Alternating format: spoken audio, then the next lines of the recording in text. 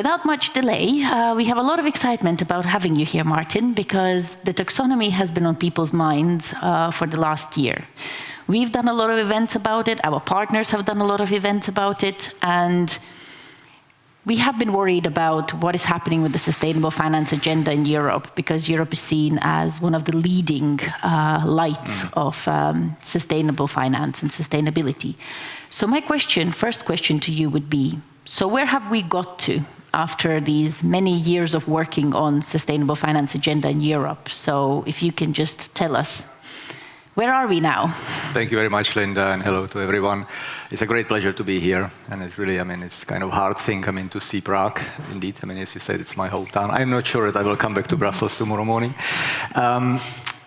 Look, first of all, thank you also for organizing this event. I think it's absolutely fantastic what you are trying to achieve in this region and in the region of Central and Eastern Europe, because I personally believe that this is the region where we need more conversation and more discussion. And I have to say that I have not done enough myself, and I think that the Commission has to step up the communication efforts. So I really welcome this great event.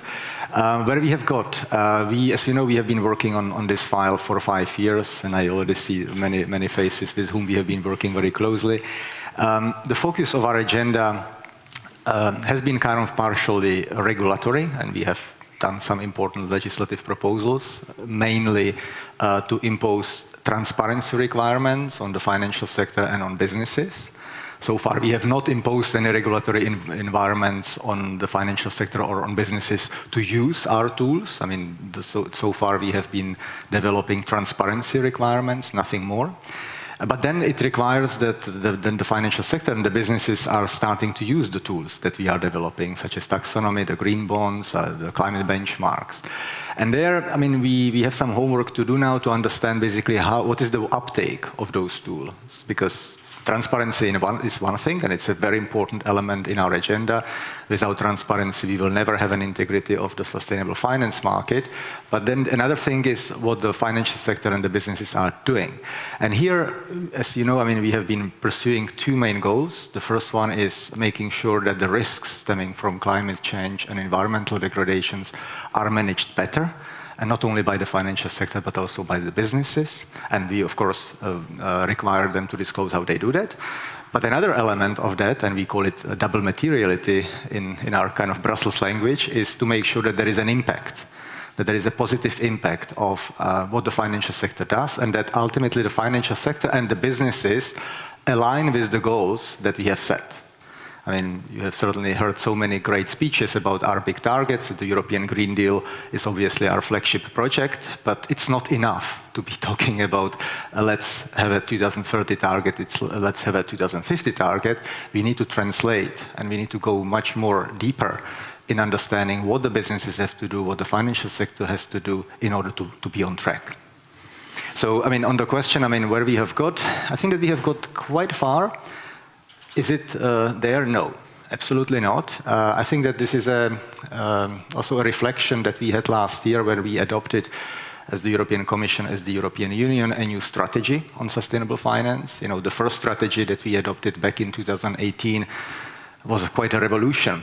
But we did recognize last year that it was simply not enough. And not necessarily meaning enough that we would like to have more regulation, but we thought we need to have more thinking about what the challenges with this transition towards meeting those goals are.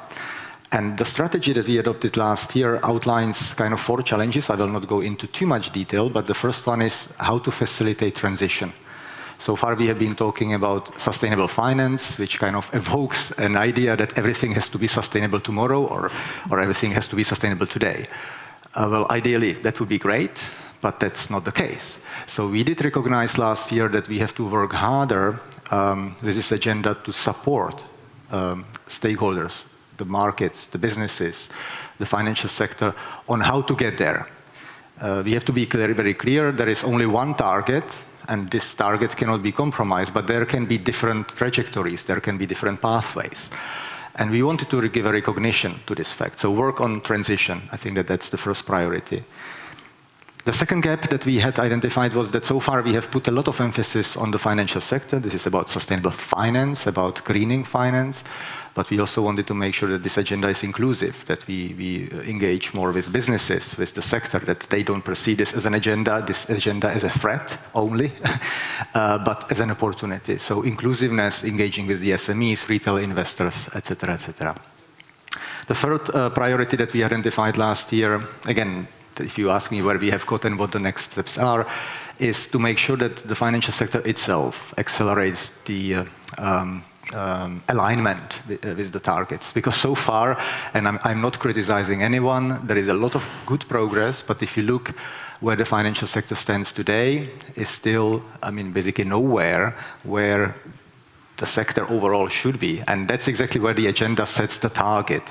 This agenda is not about criticizing and blaming those who are having some exposures to environmental risks, but this agenda is offering the path, is really providing an opportunity to improve the status quo. So again, we would like to understand better how the financial sector intends to transition, the transition plans, and what needs to be done on the alignment. And finally, the fourth kind of big challenge that we have identified is international. We just discussed it before the event. There is so much to be done at the international level. In order for this agenda to be working, Europe cannot be talking only within itself, but obviously within much broader global network, and we are doing it. Is it enough? Not at all. So we have again outlined the path, what we can do at the international level. Thank you. I think it's very interesting to talk also. Later today, we will have a special panel dedicated to the standardization at the global level, and we're very pleased that we managed to get some of the leading experts on that. So definitely a lot to be done on comparing oranges with oranges. Actually, it's a very interesting thing that you mentioned the transition. So for us working across this region in different countries, we have seen a lot of initial fear and pushback against the taxonomy. We even did some myth-busting leaflets and special seminars where people could ask questions and engage with experts. Usually we did it in local languages because we realized that a lot of the fear is not just at high level, it's also mid-management and goes throughout the different organizational structures. So my question would be, is there also some fair criticism about the usability of the taxonomy? Is there more we can do? Is it mindset shift that we need? And is there also something more that we can do about improving the usability and the use of a taxonomy going forward? Thank you, Linda. I think that there are different layers of these concerns, and I think many of them are legitimate, and I think also it's for the Commission policymakers to improve the communication, and I think that there are many myths that we have seen, and I have seen really a lot, and we need to clarify. One of the biggest one is that, I mean, there are several ones, but maybe I will pick two. The biggest one that I have seen is that the taxonomy is kind of a greenish, and it's only, going to certify activities. As you know, taxonomy is a classification system that basically determines which economic activities are ultimately aligned with the European targets. And the first one is that the taxonomy is a very kind of niche in the market, and it certifies, the kind of the windmills and, the activities that are already green today.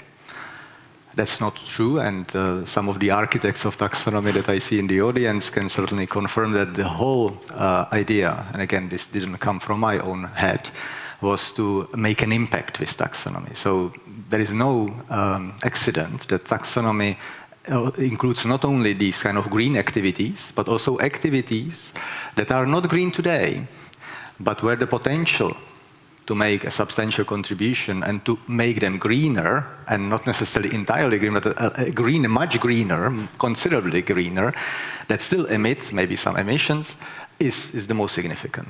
So there is no, again, surprise that the taxonomy that we have developed together with the experts, and many of them are sitting here, does include, sectors or economic activities in the sectors where, at the end we still emit emissions, still have some carbon intensity, but where the improvement compared to the status quo is, I mean, if you make an improvement, and if you make a substantial contribution, if you substantially reduce the emission, is really the most significant.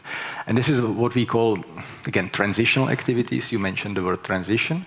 And that's where the power of taxonomy is, because it provides, you know, the opportunity, the space to those sectors to improve what they do. So it is not true that this taxonomy is only a tool for those who are green today, and you know, and just to get a certification that you know they should get capital also tomorrow.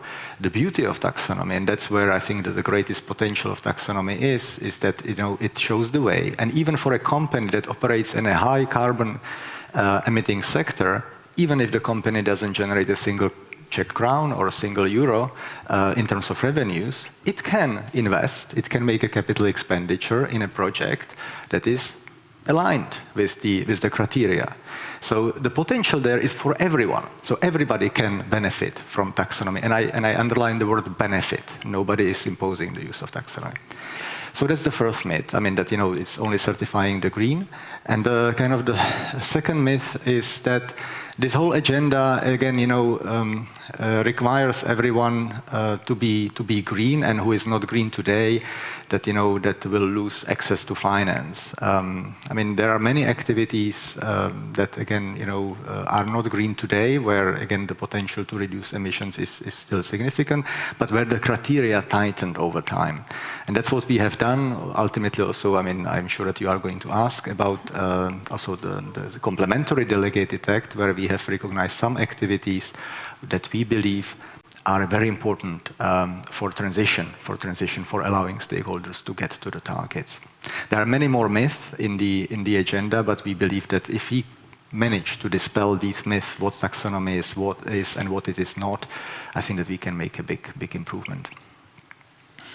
I would agree. I think that it's a very interesting question about the Complementary Act, because, of course, that shook things up. We are still talking about it every day. I saw some tweets and some social media talking about it today, about the reviving it, or is it gone forever, on what's happening. And it's very interesting also seeing that because of the war in Ukraine, that did change people's thinking. So all of a sudden we looked at gas a little bit differently across the region. So what would be the kind of key message? You're saying we should all benefit from the taxonomy. So ideally, how would you see this transition from the financial sector working? Because what we also try to encourage is for the governments to think through how can finance actually meet the real economy. Because often what we hear time and again is there's just not too many projects that are completely, perfectly taxonomy compliant if you want to get green projects off the ground.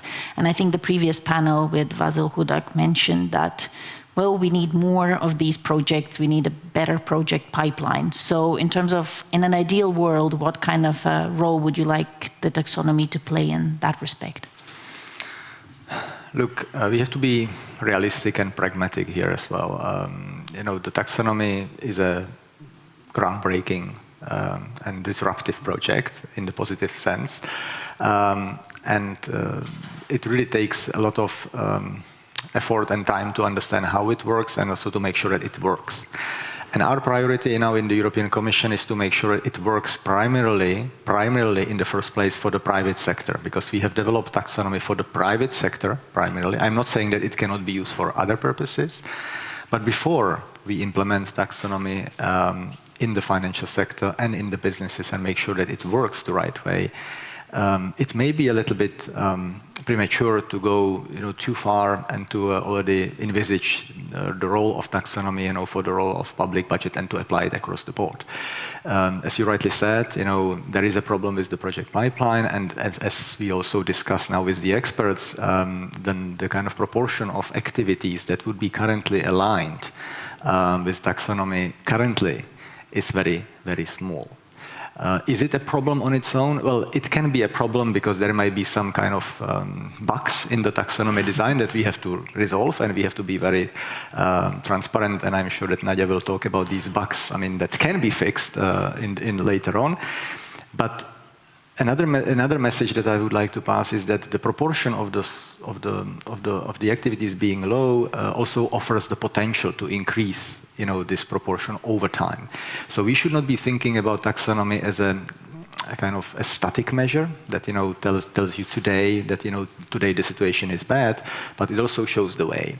It basically provides for the space that can be occupied by the businesses and the financial sector over time, and it's perfectly fine that a business, a company, or financial sector adopt a transition plan that explains how this proportion would increase over time. That's a little bit related to my second point previously. So again, when it comes to the public sector, let's be realistic. There are many public investments that had to be done. Also last year, when we were discussing and designing the recovery in Europe, we of course inspired ourselves from some of the sustainable finance framework, but requiring that every single euro now in this current context would be aligned with taxonomy activities is naive, and we have to be realistic about it. And requiring that everything that what we do at the member states level or EU level will have to be aligned with taxonomy would basically mean that we would have to drastically reduce the budgets, which I think would not be what is needed at this current juncture. Yeah, I think that's a very important point, because that's one of the very big myths, that is the requirement. That is not. It's not prescriptive. It's just some tool that can actually help you clarify the situation and improve comparability across Europe. We also talk a lot about the social taxonomy in this region, because there's a lot of argument that, well, we prioritize the green arbitrarily. We also have very major demographic issues. When you talk to central bankers, we have a variety of different issues across the board. So often the point is, why are we arbitrarily prioritizing environment? Of course, we can argue about that with IPCC reports and the crisis and the runaway nonlinear effects that we face with climate and biodiversity. But I know that the Commission is also going to create potentially a social taxonomy. So what role do you see that playing, and what can we expect from the social taxonomy, and why is it so important? Thank you, Linda. I mean, first of all, social taxonomy is only one of the projects that we have been exploring so far under the letter S. Then you have the three letters of the agenda, the ESG, environmental, social, and governance. The social is more than taxonomy. The social is also about, disclosure matters on which we have already regulated, not only in the taxonomy regulation, but in the other work streams. We have actually imposed some regulatory requirements on the financial sector and businesses to disclose how they cope with social aspects of sustainability. The subsection or sub-question of this consideration is, do we need a social taxonomy? And this is something that I have to be very clear, the Commission, the European Commission, has not drawn its conclusion yet, okay? I mean, we have asked our experts, we have a dedicated group of experts, we call them Platform on Sustainable Finance, some of them are the members here, and we asked them to give us recommendations. Is it worth creating the social taxonomy? Is it worth going beyond the environmental taxonomy? And the group submitted their report in March. I know that I'm a little bit process-wise now, but it's a very good report. The platform has coped with the request from the Commission diligently and very professionally. But at this current juncture, I cannot say what the European Commission will do at this current juncture. What I can say is that the priority that we have set out when this agenda was born, in which is environment and especially climate, remains. So I think I can personally say that seeing myself, again, being the head of sustainable finance in Brussels, how much we still have on the environmental side. And we have just been talking on how to implement taxonomy, how to make sure that everything works on the ground, how we can support stakeholders. There is so much work that I think it would be a bit unwise now to embark on and again, that's my personal view now, rushing ahead with something that, may be as big or even bigger potentially, without actually making sure that what we have, works. One big word that, maybe doesn't sound as sexy as the rest of the agenda, but is very important to us now, is implementation and coherence, and making sure that what we have done so far works. And, it's not trivial. I mean, we have done quite a bit. of work with the private sector together. And now we need to understand where we have got. And before understanding, how the different pieces fit together and making sure that, taxonomy works on the ground, the environmental, we still have not, by the way, even finished the taxonomy for the other 4 environmental objectives. So far, we have done the bulk of the climate taxonomy, which is already very impressive, but there is still taxonomy to be done for the other 4 environmental objectives, for the circular economy, for water, for prevention of pollution and biodiversity. And I can tell you there's so much work. So, has the Commission said we will do social taxonomy at this current juncture, especially in this current context? No. So, I'm not saying that we will not, and that's for the President to decide, but at this current juncture, let's be again, pragmatic, and let's be realistic, what also the absorbance of the market can kind of sustain. Yes, I think that's a prudent step-by-step approach. So we're actually sitting in Prague, which is going to have the presidency very imminently, and we have quite a packed agenda for the next 6 months. And one of those is CSRD. There's a variety of different files. And of course, that raises also the question, what next for sustainable finance? So it'd be very interesting to hear, what do you envisage the kind of next steps, next big changes, next challenges that we tackle, and what can actually stakeholders expect? Because I think we don't have a crystal ball. We don't know what might happen in 6 months. 6 months ago, we didn't really think a war in Ukraine was going to happen. So a few years ago, we didn't really think we would have a COVID pandemic either. So in this changing environment, what do you think are the constants that we can expect from this agenda? Yeah, Linda, you are right that the context is changing, but also we are entering a kind of a new stage of the agenda, or also, the kind of period that we are entering now is linked basically to the first implementation challenges, because the taxonomy basically is applicable since January this year. The other frameworks, the sustainable finance disclosure rules that are for the financial sector, will be applicable as of next year. You mentioned the framework that we are currently negotiating for the business disclosure. And it's really important that now we kind of make sure that everything kind of, works, and that, that we are comfortable, that we understand what the pitfalls of the different issues are, so that we can also address them. We can address them by providing clarifications to the markets. We understand, we get a feedback from the stakeholders.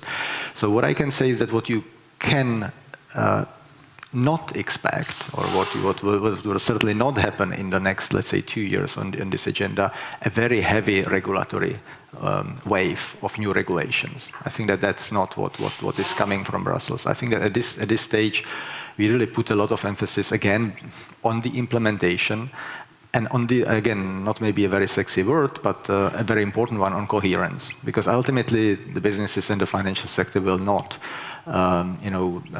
be interested whether this work stream has been negotiated in silo compared to the other one. So making sure that, that ultimately, if there is one regulatory requirement, there are not many overlaps among themselves. And then a big issue that we have been discussing already with the expert group, and we had a meeting last week in Brussels, which basically occupied most of the agenda, which is the usability of taxonomy. Because stakeholders are now telling us, basically for the first time, where they struggle, where the experts and the Commission need to work together to clarify some of the, not only questions, but also some of the approaches that we have developed. This year, the businesses and the financial sector stakeholders have to report for the first time the eligibility of their activities. Basically, if a business engages in certain activities, they just have to report which of the activities they carry out, are covered by taxonomy. And next year, they will start reporting on the extent of alignment, so on the numbers. And this is a challenge, so we need to support them. We need to support them because at the end of the day, everybody wants this taxonomy to be a success.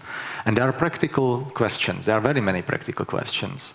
And we need to address them. So we are, of course, thinking about FAQs. We are thinking about, doing workshops. There will be a very excellent report by the platform on sustainable finance.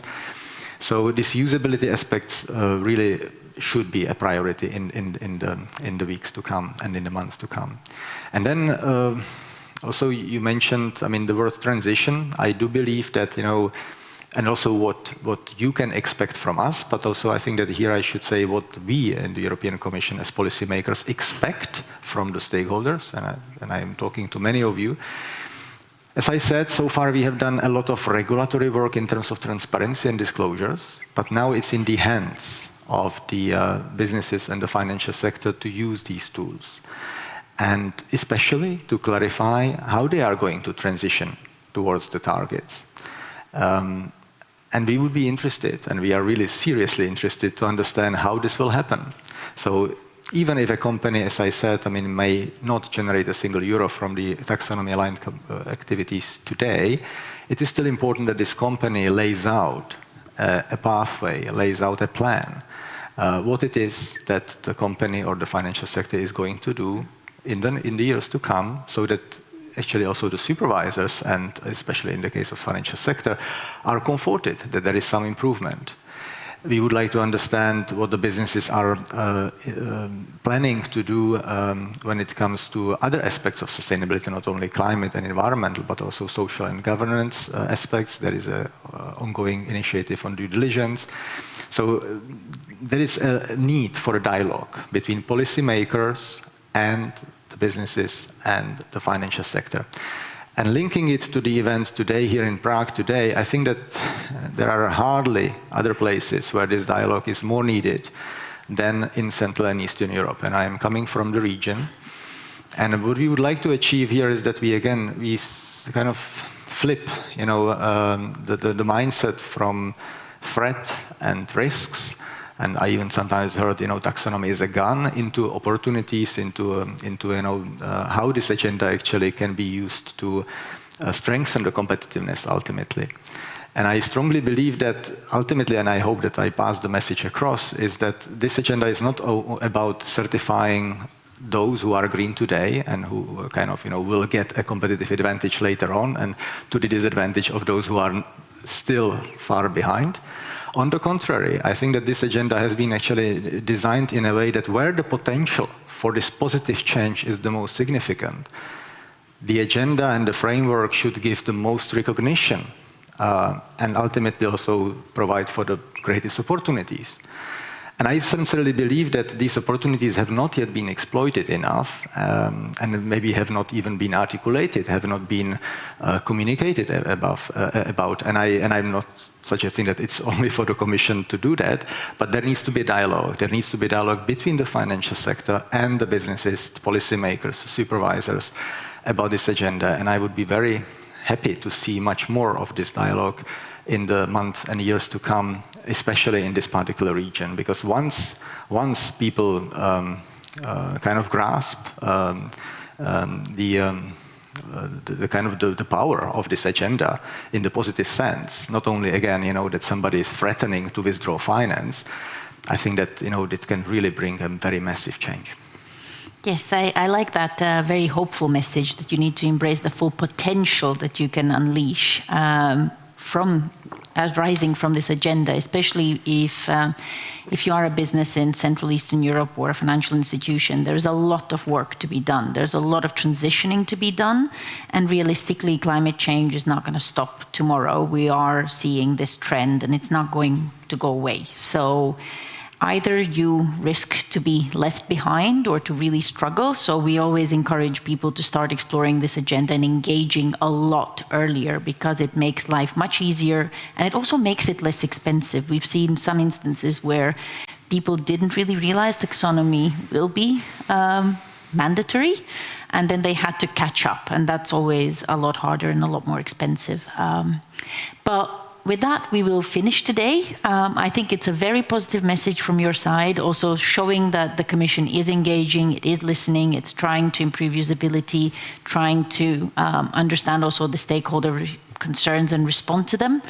And also this promise that there's not a massive amount of new regulation that's going just to pop up. So maybe it's time to be less scared and a little bit more proactive, which I also encourage people with the question asking. It's a good idea to ask questions. So please don't forget to do that. You can do it throughout the day via the website, via Slido.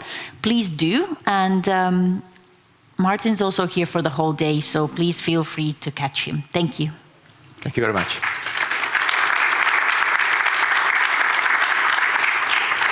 We just need to wait.